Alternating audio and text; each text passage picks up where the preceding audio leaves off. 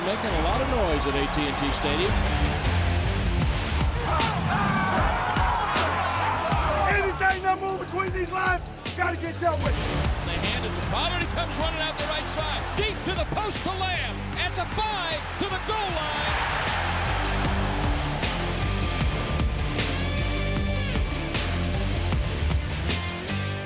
Dallas Cowboys Game Night is presented by AT&T, official sponsor of the Dallas Cowboys.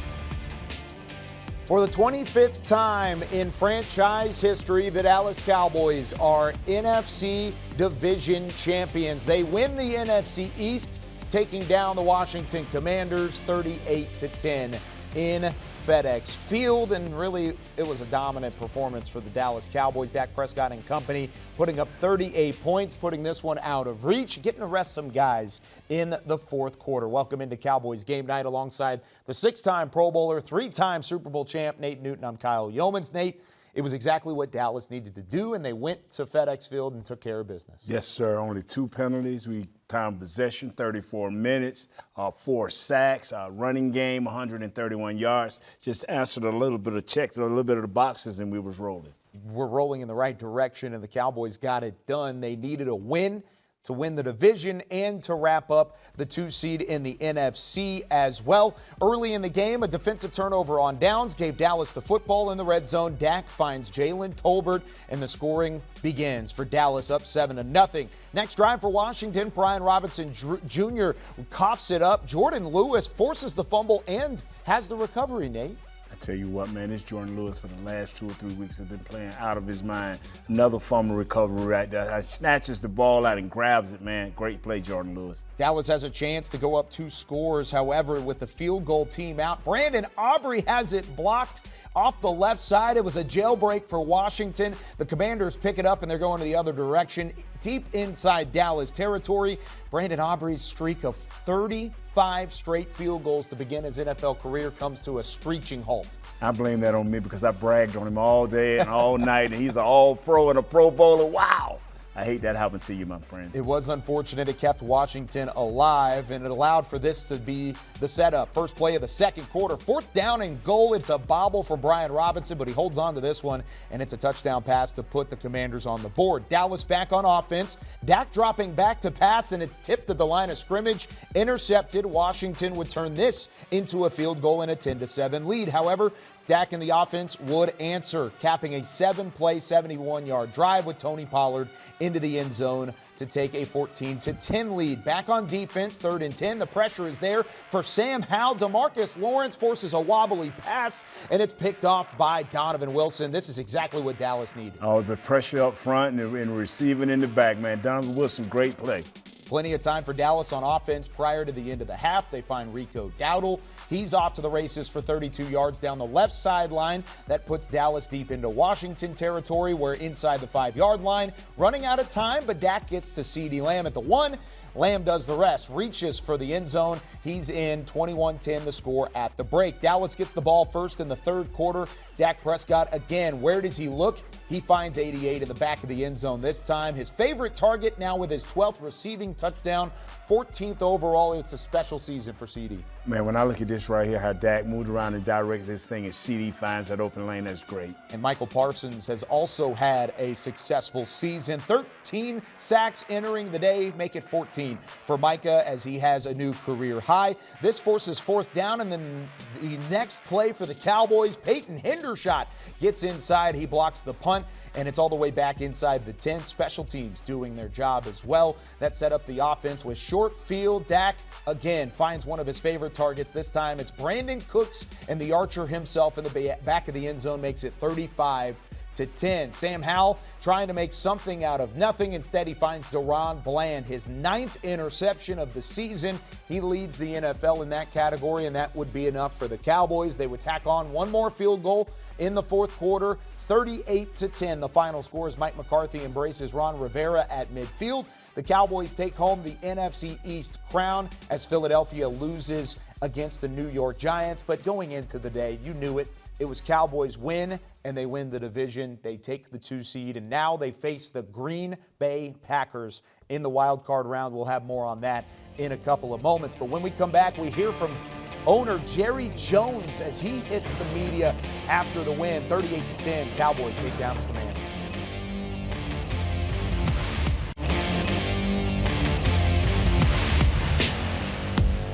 This segment is brought to you by the Texas Lottery.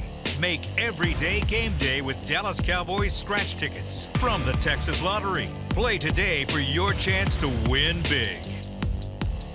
The Dallas Cowboys are the 2 seed in the NFC. They take down the Washington Commanders to take the NFC East divisional crown. Welcome back in to Cowboys game night. We heard from Mike McCarthy in Cowboys OT. Let's hear from the Cowboys owner Jerry Jones on what he had to say after a historic win.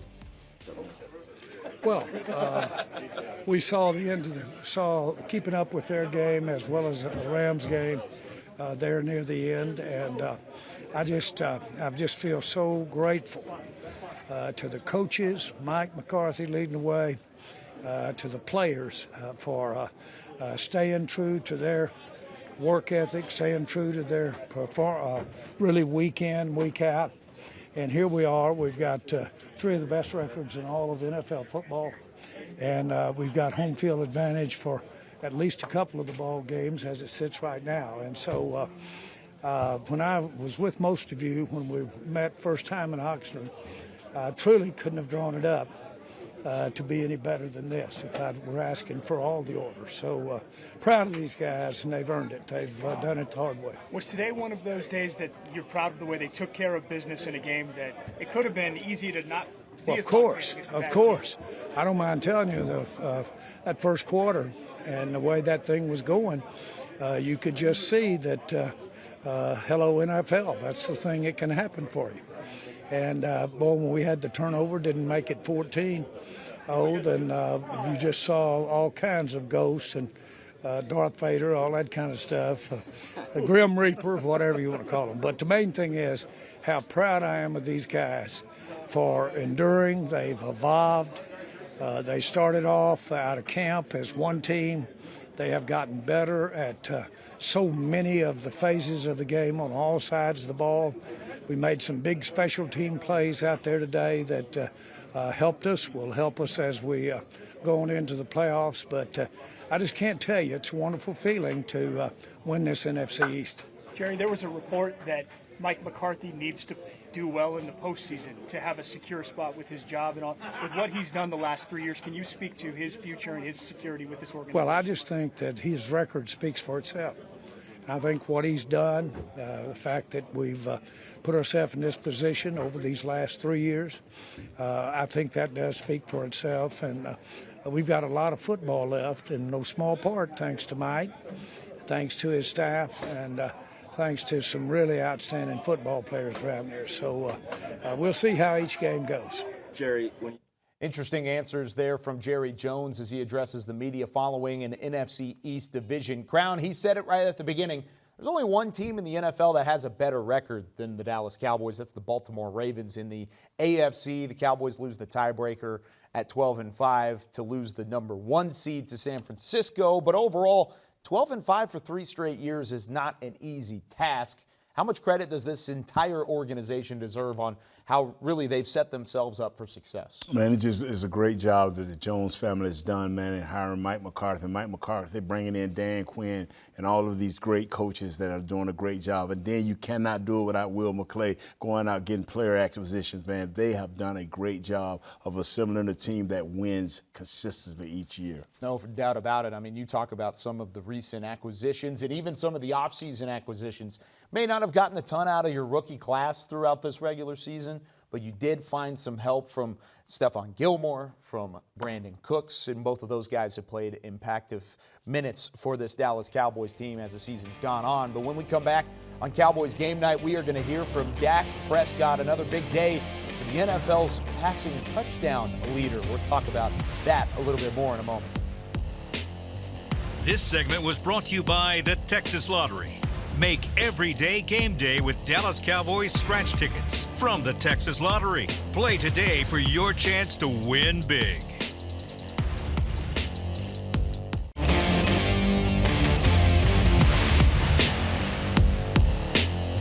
Back here on Cowboys game night. Dak Prescott finished with just 5 incompletions, but 4 touchdowns. He also finished as the first Dallas Cowboys quarterback to outright lead the NFL in touchdown passes with 36 on the campaign. Here's what Dak had to say after the win.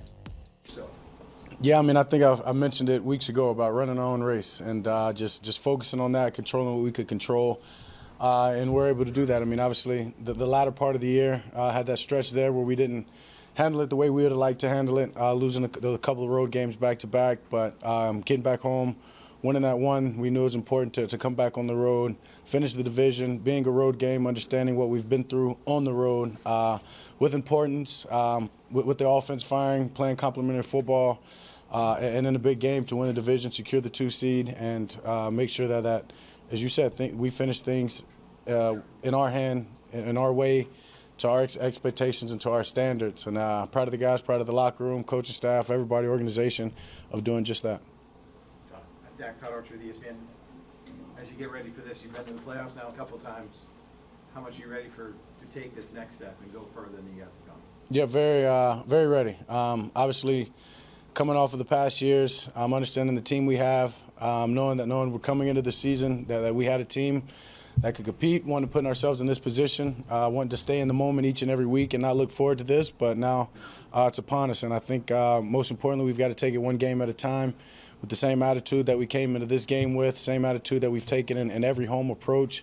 And it's Green Bay lined up right now. And just everything focuses on that. We'll enjoy this plane ride home, and guarantee you tomorrow everybody turns the page, puts this regular season behind them, and understands that tomorrow's not promised in that sense, that we've got to make sure we give everything we can in each and every moment of our preparation, our practice, our walkthroughs, our film study, taking care of our bodies to make sure that we're going out there and we're putting, as I've mentioned before, best versions of ourselves come out there on whenever the day is we play. Does this feel different than the other times you've gone with how you feel about the team going into the playoffs? Yeah, for sure. Especially, obviously, you look at last year, the way we came into this place and didn't finish the season the way we wanted to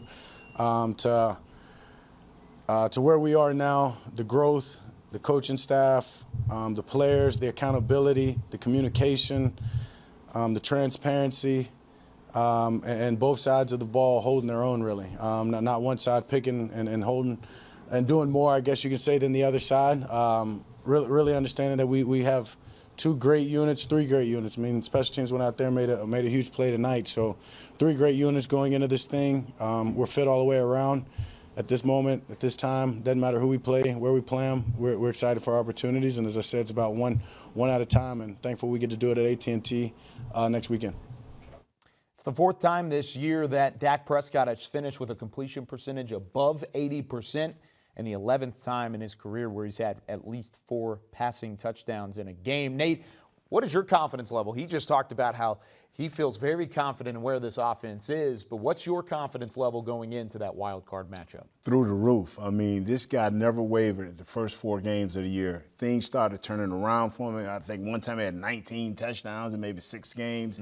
This dude is just, and his confidence never wavered. He never played the up and down game this year. This guy is a leader. Roger Staubach, I've always heard him say it several times. Troy Aikman has said it several times. When you got a guy that will lead men and they will follow him through a brick wall, you have a special guy. Yeah, the only other Cowboys quarterback to lead the NFL in touchdown passes, and he did it with a tie, was Roger Staubach. So pretty good company now that Dak is the only one to outright lead the NFL, but he does share some company with Roger, and anytime you share company with Roger, you're doing something right. When we come back, though, we hear from Stephon Gilmore. Cowboys Game Night continues in a moment.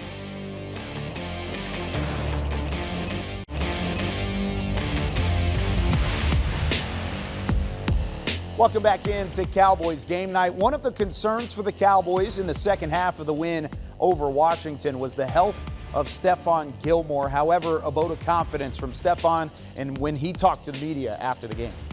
Everybody wanted to know about the shoulder. Can you give us an update first on what you're dealing with? And there was a scary moment there on the field. Yeah, it just popped out of place, and they popped it back. I feel way better now, so happy it wasn't nothing too crazy.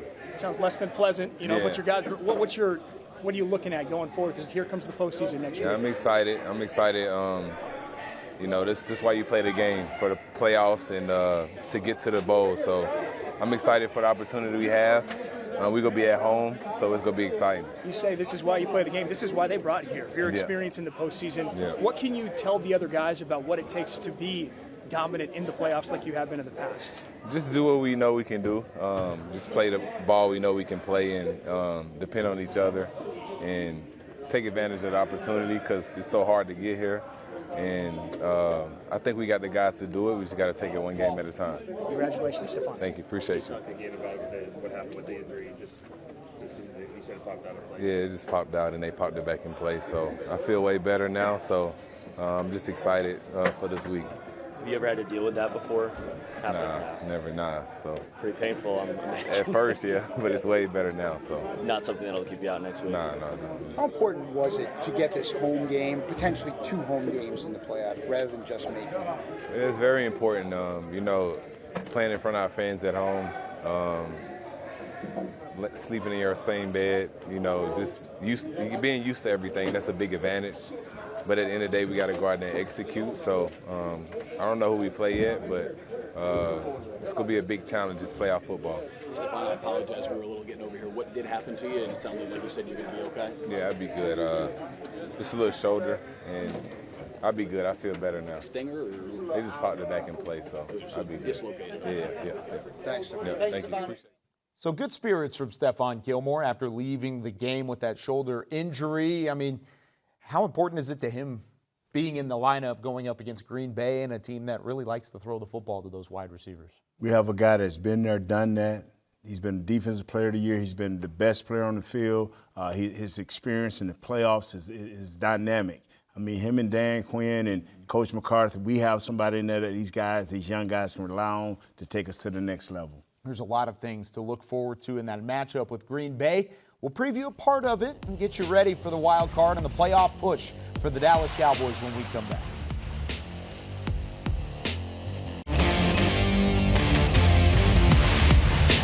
Dallas Cowboys Game Night was presented by AT&T, official sponsor of the Dallas Cowboys.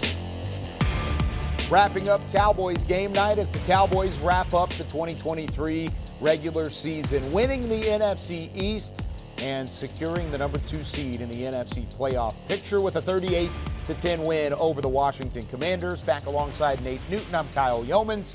All right, it's the Cowboys and the Green Bay Packers. We've heard that before in the playoffs. 2 of the most historic franchises in the NFL square off again at AT&T Stadium. What's the number 1 thing you're looking for? Just Dak. This thing has been riding on Dak since about the 5th game of the year. When he plays well and our offensive line come along with him, we can win games because we'll be ahead, and that means our defense can eat and Parsons can do his thing. Is there anybody else outside of Dak that can win you a football game just outright? Or is it just all on Dak's shoulders at this point? C.D. Lamb. But that also coincides with Dak, Dak, right? yeah, I mean, yeah, so either way, is yeah. it that important to get both of those guys going? We got to get them going because C.D. Lamb is going to demand double coverage in 1st and 2nd downs. All of a sudden now you can start being creative in your run game. Okay, can they get that run game going in time going into that matchup? They have to. This ain't about whether you want to or can you. It's what you have to do to make sure you're a 2-headed monster so we can get time of possession so their defense can feed, and you will be perfect. You've won some Super Bowls, 3 of them to be exact. How does the mindset change this time around? You don't go home. You sleep in the office. You tell the wife, you tell the mom, you tell the girlfriend, hey, I'm over at the center. If you need me, tell everybody I'm over at the center. It's all about can you hang on for 2 or 3 weeks until the big dog dance. Then that's all you want to do. It's a 4-game run from here on out. Wild card division, championship round, and then into the Super Bowl. If the Cowboys get it done, it'll be the first time since 1996. For Nate Newton, I'm Kyle Youmans. That does it for Cowboys Game Night here in the regular season.